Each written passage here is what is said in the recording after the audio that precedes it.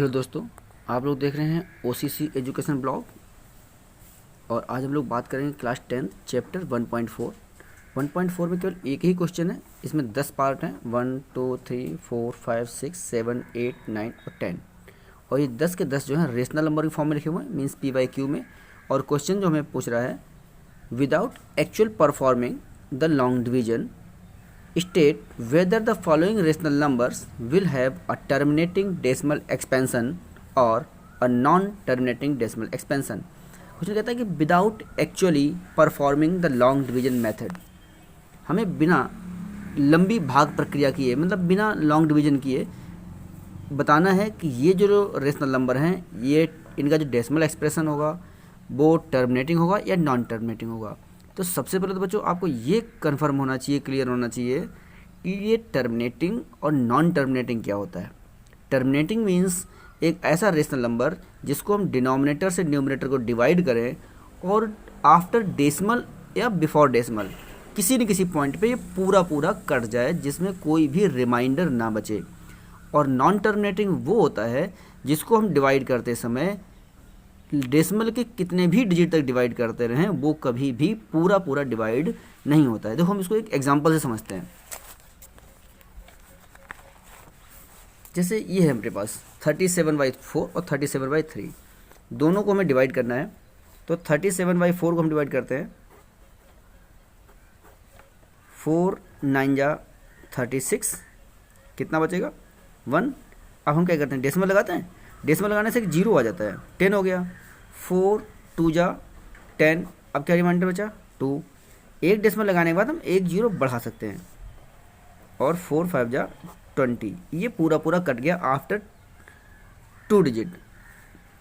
Decimal के 2 place के बाद ये पूरा पूरा कट गया, तो इसको बोलते हैं टर्मिनेटिंग डेसिमल एक्सपेंशन।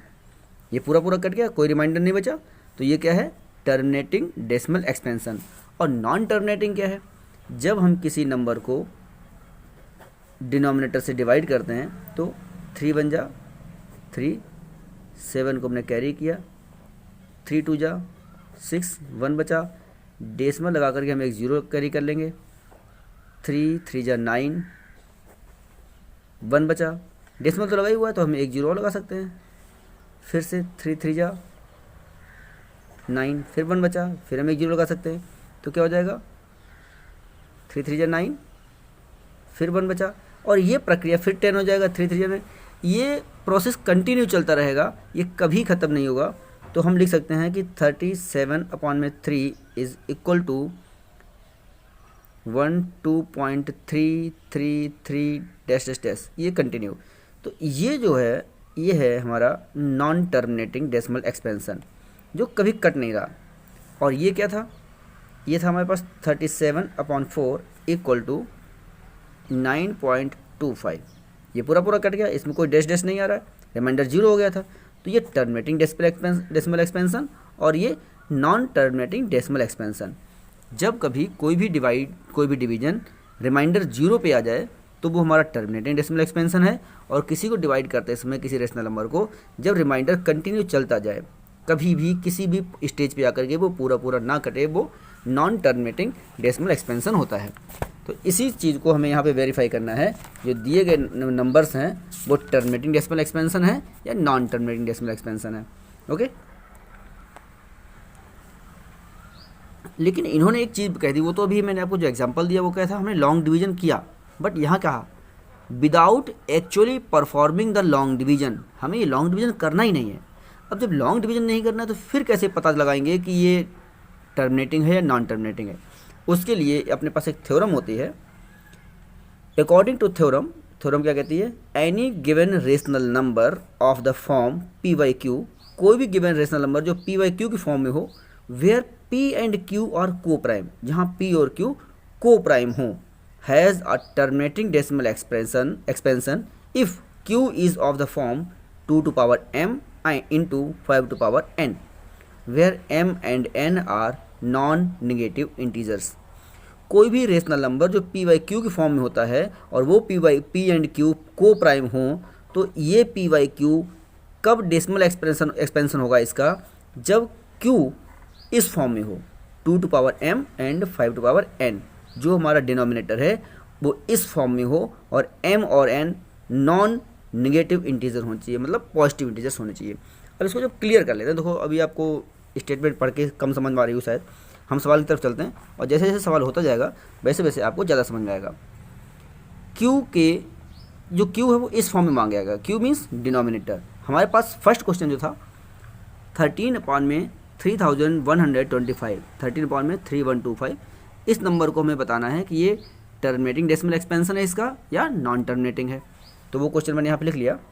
और अकॉर्डिंग टू थ्योरम हमें ये देखना है कि इसका जो डिनोमिनेटर है क्या वो 2m एंड 5n की फॉर्म में है या नहीं है। तो उसको देखने के लिए क्या करना पड़ेगा, हमें इस डिनोमिनेटर के प्राइम फैक्टर्स फाइंड करने पड़ेंगे।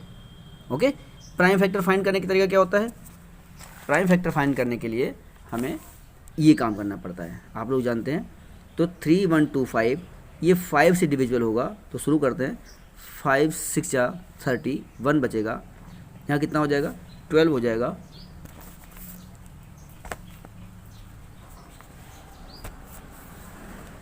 5 6 30, यहाँ 1 बचा, 12, 5 2 जा 10, फिर 2 बचा और 5 5 जा 25,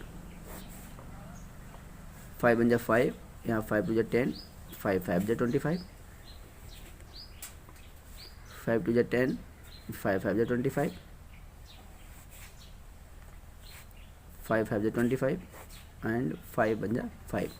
तो 3125 इक्वल टू कैसे लिख सकते हैं हम लोग, 5 इंटू 5 इंटू 5 इंटू 5, जो 6 टाइम है ना, 1 2 3 4 5 टाइम है, 1 2 3 4 5। इसको हम लोग ऐसे भी लिख सकते हैं 5 टू पावर 5।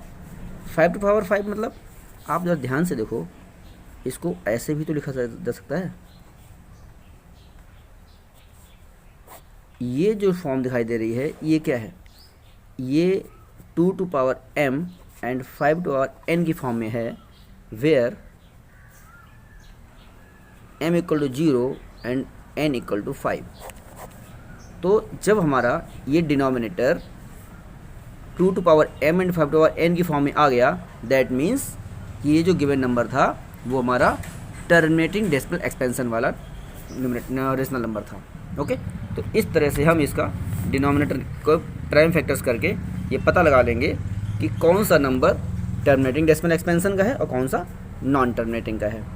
तो ज़्यादा डिटेल यहाँ पे आपको करके दिखाने की ज़रूरत नहीं, आप 10th क्लास के बच्चे हो तो आप डायरेक्ट भी लिख सकते हो। आप यहाँ लिख सकते हो 2 to power 0 and 5 to power 5। अगर आपको लगता है कि नहीं ये कुछ ज़्यादा डायरेक्ट हो गया तो आप थोड़ा सा इसको रोक लो, यहाँ पे लिखो 3125 equal to 5 into 5 into 5 into 5 into 5, और यहाँ लिख दो 2 to power 0, 5 to power 5। Here the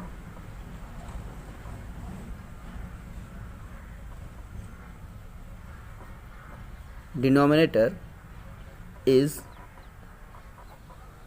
of the form 2 to power m and 5 to power n, where m equal to 0 and n equal to 5। अब देखो ये हमारा इसमें आ गया, जब हमने इसको डिनोमिनेटर को प्राइम फैक्टर्स किए, प्राइम फैक्टर में कन्वर्ट किया, तो 2 to power 0 and 5 to power 5 means m equal to 0 और n इक्वल टू 5 आ गया। तो क्या हो जाएगा ये,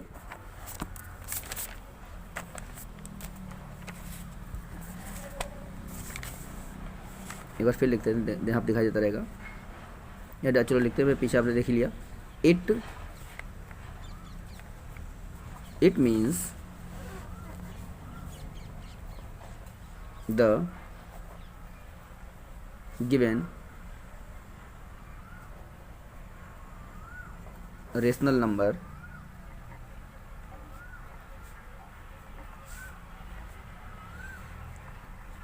(13/3125) has a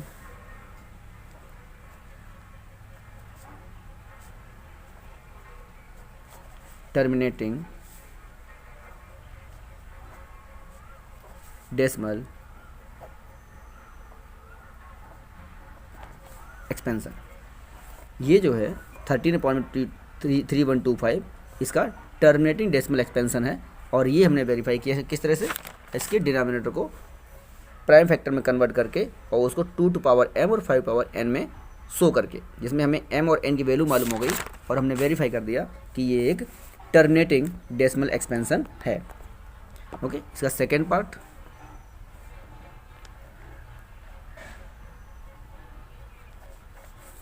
सेकेंड पार्ट क्या था हमारे पास, सेकेंड पार्ट था 17/8।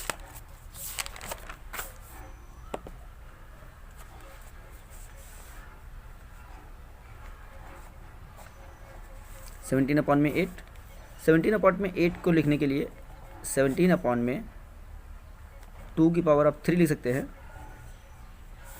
आप लिख सकते हैं here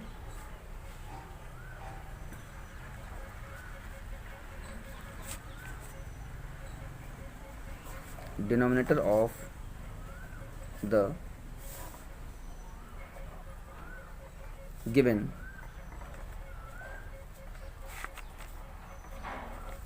rational number is of the form 2 to power 3 and 5 to power 0 shows that it is of the form 2 to power m and into 5 to power n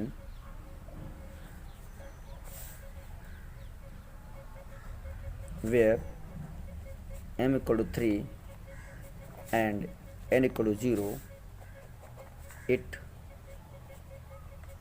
means the given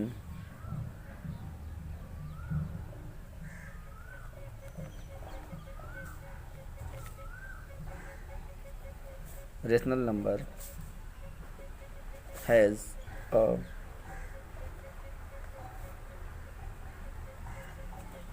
terminating decimal expansion.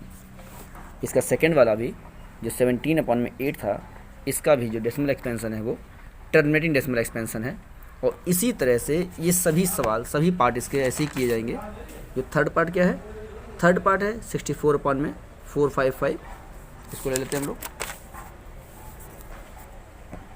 Third part शुरू करते हैं।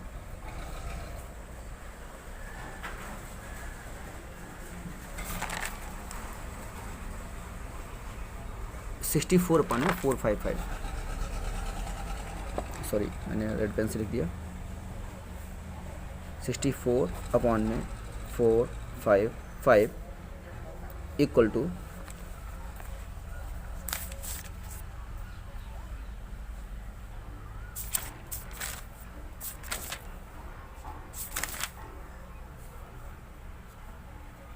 64 में इस 455 के हम prime factor करते हैं।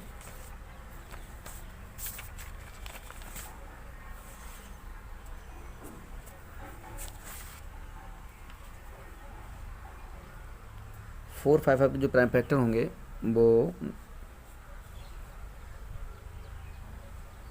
5 into 7 into 13 होंगे। तो जब इसको हम कन्वर्ट करेंगे, ये देखो ध्यान से आप ले सकते हैं, here the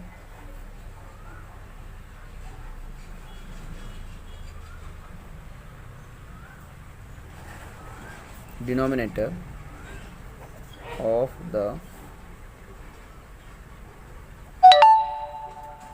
given number is not of the form 2 to the power m into 5 to the power n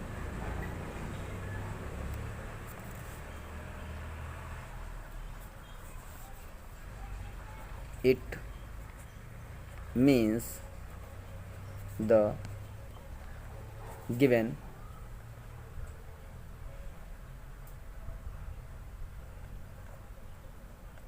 rational number has a non-terminating decimal expansion. इसका जो डेसिमल एक्सपेंशन है वो नॉन टर्मिनेटिंग है। क्यों नॉन टर्मिनेटिंग है? क्योंकि इसको देखो डिनोमिनेटर में 64 अपॉन में 5 इंटू 7 इंटू 13 आया और हमें सिर्फ 2 इंटू 5 चाहिए होता है। तो जब भी कभी किसी डिनोमिनेटर में 2 और 5 के अलावा कुछ और भी डिजिट आ जाएगी, कोई और इंटीजर आ जाएगा, तो वो नॉन टर्मिनेटिंग में काउंट होगा। इस तरह से हम ये कह सकते हैं कि द गिवन रेशनल नंबर हमें यहाँ पे नंबर भी लिखना चाहिए था, 64 अपॉन में 455, 64 अपॉन में 455 has non terminating decimal expansion. Okay, अब इसका जो फोर्थ पार्ट है, थर्ड पार्ट हो गया हमारे पास। फोर्थ पार्ट क्या कहता है? फोर्थ पार्ट है 15 अपॉन में 1600। फोर्थ पार्ट 15 अपॉन में 1600।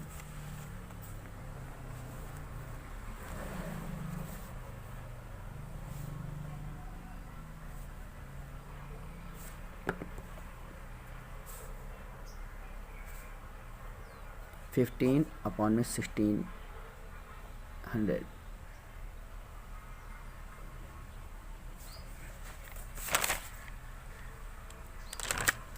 लेकिन हमारे पास ये को प्राइम नंबर होना चाहिए, पी एंड क्यू को प्राइम। तो पहले इसको हम कन्वर्ट कर लेते हैं, किसी न किसी नंबर से कैंसिल आउट हो रहा होगा।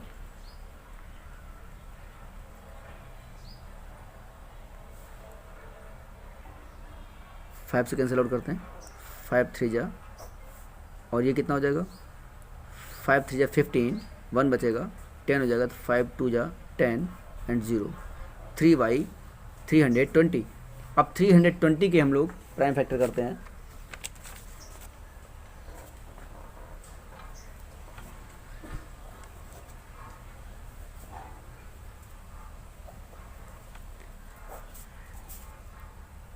आप लोग ज़रा ध्यान से देखते जाइए और बल्कि बजाय देखने के सेल्फ करने की कोशिश कीजिए, क्योंकि कैलकुलेशन किसी भी नंबर की, किसी भी सवाल की आपको खुद ही करनी पड़ेगी। वो आप कभी भी किसी की कॉपी नहीं कर सकते हैं। तो इसलिए जब भी कोई कैलकुलेटिव पार्ट हो उसको सेल्फ करने का प्रयास किया करो।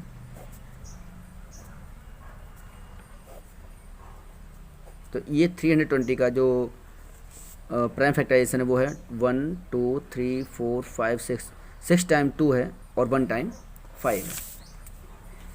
तो आप लिख सकते हैं here 320 equal to 2 into 2 into 2 into 2, कितना हो गया? 1 2 3 4 5 6 और 1 टाइम 5। तो इसको हम लोग लिख सकते हैं 2 की power 6 into 5। It is of the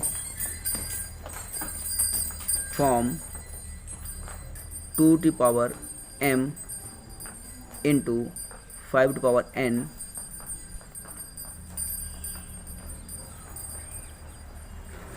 where m equal to 6, n equal to 1। तो क्या लिखेंगे हम? It means the given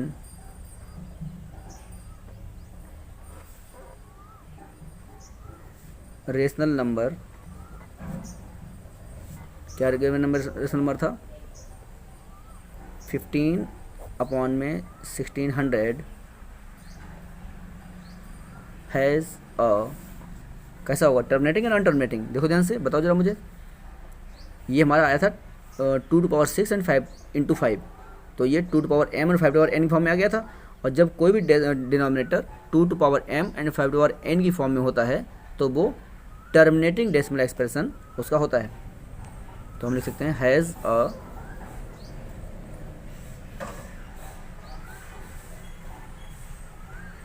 terminating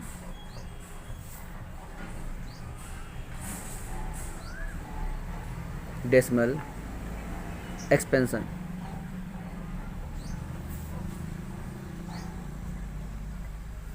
ये हमारा फोर्थ पार्ट इसका कंप्लीट हो गया। अभी इसमें 6 पार्ट्स और हैं। Fifth part 29/343,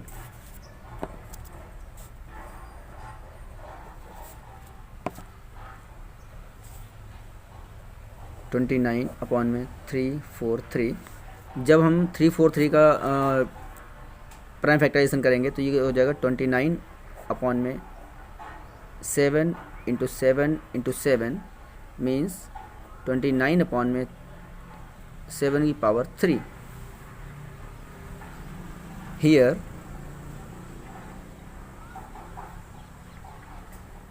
343 is equal to 7 to power 3. The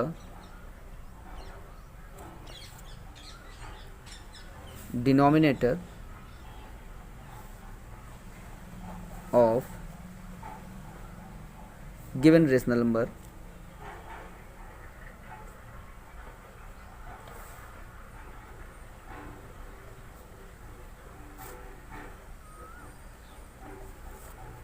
ऐसे ना लिखें, is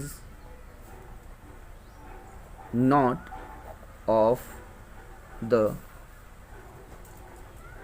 form 2 to power m into 5 to power n. It means the given rational number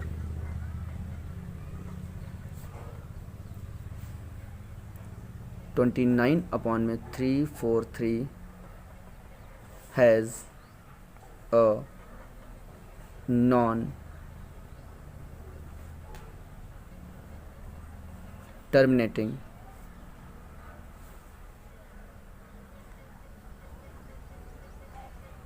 decimal expansions. ये 5 पार्ट हो गए। अब जो बचे हुए 5 पार्ट हैं वो मैं आपको ओरल करके समझाऊंगा, और ये कोई कठिन चीज़ नहीं है, ध्यान से देखो। 6th पार्ट क्या कहता है, 23 अपॉन में 2 to power 3 and 5 to power 2। तो क्या लिखेंगे, इसके डिनोमिनेटर तो 2 to power m और 5 to power n की फॉर्म में है, where m = 3 and n = 2। Therefore it means क्या लिखेंगे, it means the given number has terminating decimal expression. यहाँ पे 2 to power m 5 to power n है, बट इसमें 7 भी इंक्लूड हो रहा है। तो आप डायरेक्ट ये लिखना, the denominator this has not या is not in the form of, क्या लिखेंगे, the denominator of the given rational number is not in the form of 2 to power m and 5 to power n। It means the given rational number is not, या the given rational number has non terminating decimal expansions. ये 3 × 5 होगा तो has not decimal expansion, terminating decimal expansion. ये 2 और 5 से होगा तो has terminating decimal expansion. और इसको जब कन्वर्ट करेंगे तो इसमें 7 और 3 आएगा साथ साथ, तो ये 77 अपॉन में 210। नहीं, इसको अगर आप कन्वर्ट करते हैं, मैं आपको 10th वाला क्वेश्चन करके दिखाता हूँ, क्योंकि हमें जब भी कोई सवाल करते हैं तो ये कंडीशन थी कि P और Q जो होगा वो हमारा को प्राइम नंबर होना चाहिए। तो को प्राइम नंबर होने के लिए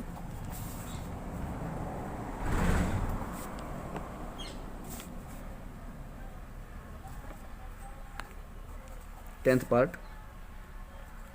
77 अपॉन में 210।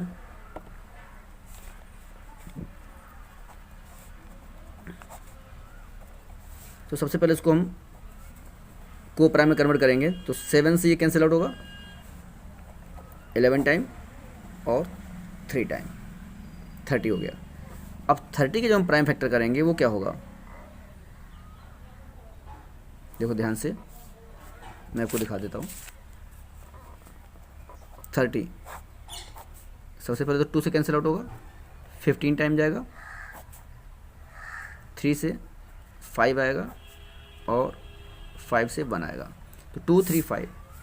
तो आप लिख सकते हैं 30 equal to 2 3 5। Here the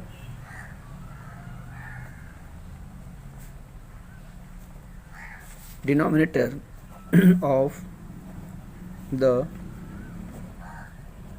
given rational number is not of the form 2 to the power m into 5 to the power n. It means the given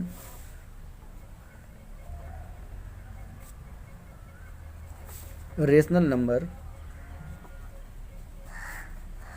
क्या गिवन रेशनल नंबर था, 77 अपॉन में 210 हैज़ नॉन टर्मिनेटिंग